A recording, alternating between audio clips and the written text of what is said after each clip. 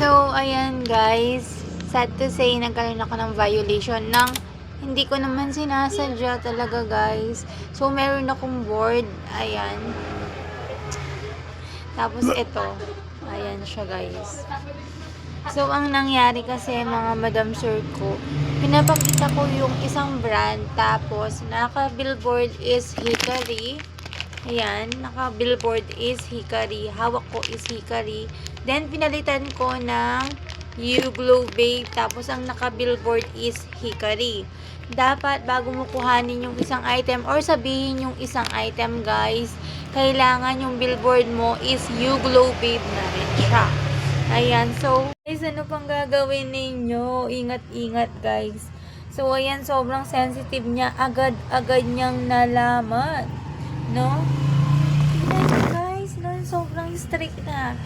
Nakaka-stress. Akala ko kung ano nang mangyayari. So, ang ginawa ko, nag-take ako ng quiz.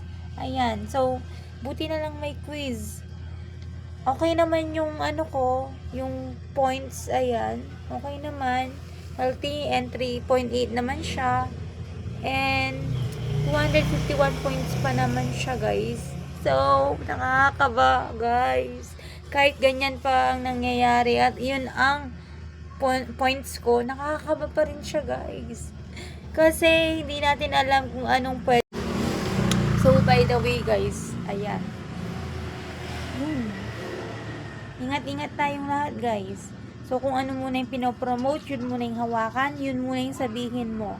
After mong i-promote yung isang item, ayan. So, dun mo sabihin yung isang brand.